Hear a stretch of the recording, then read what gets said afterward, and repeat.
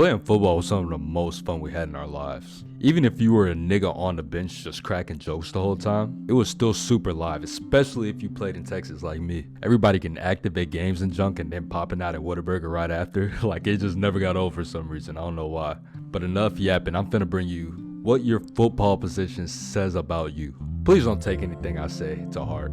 Take everything I say with a grain of salt, man. Quarterback.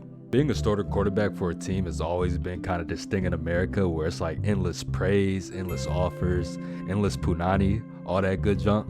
But that's not always the case, my guy. If you're nice like that, then hell yeah, for sure. But if you're buns, best believe niggas are about to let you know that. You only have so many times to overthrow your receivers and fumble snaps before niggas start tweaking. I ain't even gonna lie to you, the average QB is a nigga who goes to school, gets good grades, things of that nature. He really wants to be it, but sometimes you ain't just always there yet. You know, you gotta develop over time. However, if you are that nigga and you play QB, you know how it is. You be getting anything you want, man. You be living that life, man. Sometimes it do be getting into your head though, and when you get up to that college level, it starts to get slightly harder because now you're competing with everybody around the country instead of everybody in your hometown. But a good amount of time you can pull through, you know, with enough work, you know, God-given talent, it just goes that way for you. But no matter what archetype you are, you that guy. If you able to remember all the plays, be where you need to be, do what you need to do, watch enough film, you got it like that. Not me, of course. I remember in 7th grade, my coach told me to go in at QB. I'm looking at him like he just asked me to solve quantum physics. I ain't know none of the plays or nothing. He like, nah, you'll be good. As soon as you catch the snap, just take off and run with that hoe. I'm looking at him like, all right, I can do that. Did that play twice, they even got a first down out of it. He ain't even put me back in. I was like, damn, let a nigga shine, coach. Hey, y'all dudes keep grinding though. Running back. Now listen to me. If you are a running back, you are one of two archetypes. You are either a well put together, law-abiding citizen or a complete total crash out. There is no in between on that. First one's the law-abiding citizen. This is a dude who shows up to school, gets good grades, stays out of trouble in class. Bro even got a little part-time job most likely. Bro's really getting ready for a 9 to 5 schedule. I can't even be mad at that. That's a short one. Now we got the crash out.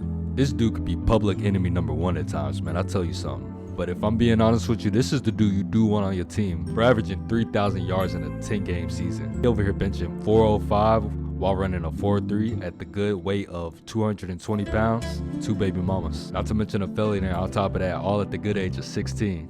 Niggas name be something crazy too. Be something like Bartholomew Quinston IV. Bro sell gas on the side just to make a little extra money with his 21 D1 offers. Things like that let you know that not everybody built the same, my boy. Both archetypes can be two good dudes, but you know, you gotta just be careful when you hang around. You know, you can't really judge a book by its cover and things of that nature. Wideouts. If you play wide receiver, then most likely you're a decent sized athletic dude who can actually catch the ball at that. Sometimes it could be that real stiff skinny dude who gets pressed at the line of scrimmage by the right cornerback, man.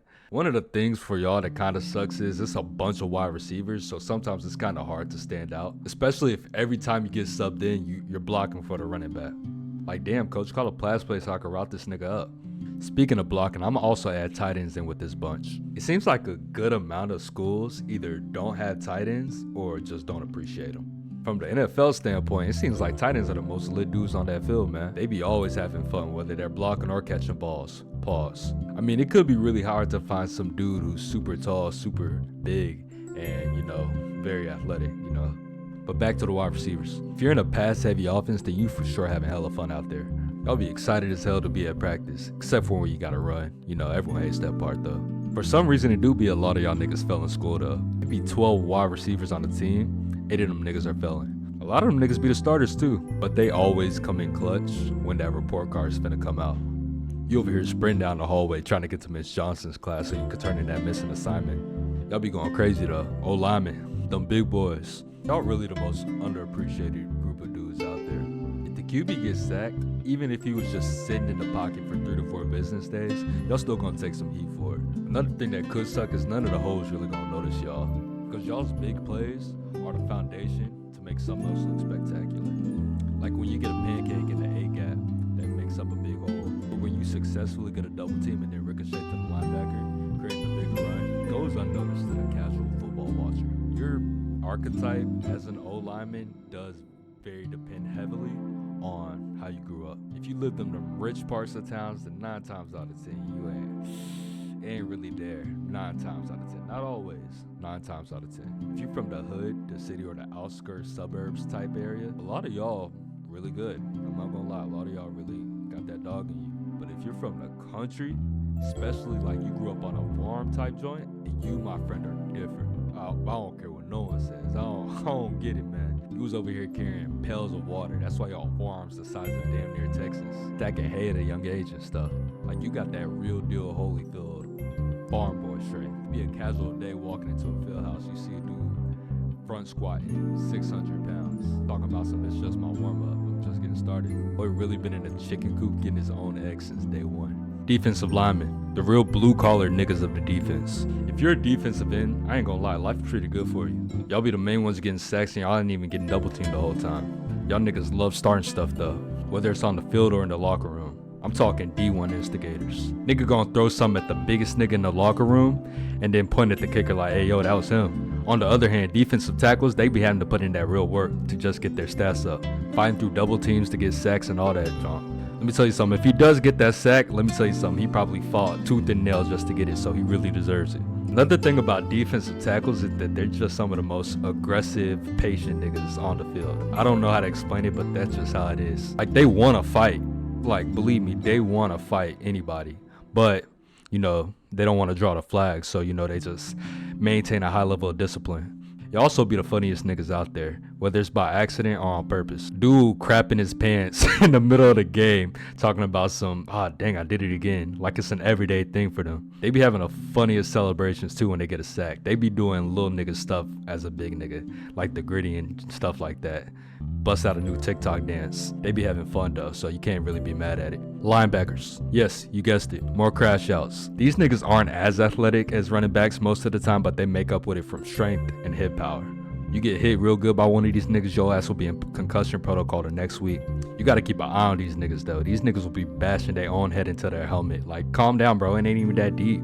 You can mainly tell a lot about these dudes by the way they carry themselves on the field. Some of them wrestled in high school or middle school or even when they were younger. And they really do bring that energy to the field, talking about dropping a nigga on his head and stuff. It could be the way a lot of y'all were raised. It could be a lot of just built up anger from high school or middle school or just childhood in general. I remember in 3rd grade when I first started playing football, they put me at cornerback at first, but then they moved me to linebacker after they saw how eager I was to just hit somebody. In my defense, all I knew was run out there and hit the nigga with the ball. My mom done put me on the sideline for a bunch of practices, talking about you playing too aggressive. Then gonna get upset the next year when I start going a little lighter. Like, what do you want me to do? Moral of the story, y'all niggas might need therapy. That's a joke, by the way. Keep giving concussions. DBs. My group of people. People swear up and down that DBs are just wannabe wide receivers who can't catch, when in reality it's usually the opposite. A lot of receivers become receivers because they stay getting routed up at the corner spot. Because this is gonna hurt for some of y'all, but let's be honest, DB is the hardest position on the field, especially cornerback. Your footwork gotta be solid, you gotta be able to be quick. And if you just barely touch a receiver, it's a 15-yard penalty, pass interference. So you really gotta be on 10. When you play cornerback, you're on an island, so when you get burnt on a fade or a post, everybody and their mama saw that hoe. But on the other hand, if you make a play, especially if it's a pick, everybody knows who did it. It really is kind of hit or miss. On the other hand, if you play safety, you're usually a super athletic linebacker or a cornerback who could lay that boom, somewhat in between. I knew some safeties in high school who would light your ass up. Clap 3 times after they do it. Them niggas are dangerous. DBs off the field, I ain't gonna lie, they either run through hoes or they get none at all. I know that because I was the latter. And if you're a kicker, punter, or a long snapper, 9 times out of 10, football isn't even your main sport. Shout out to special teams though. And that's gonna wrap up the video. I ain't gonna lie. Tell me if y'all like this or not. I don't know. This is new. I'm experimenting right now. Experimental dab. Make sure to like, subscribe, comment. Let me know what position you played in high school. Whatever you want to do. I don't know. Till next time, I'm out.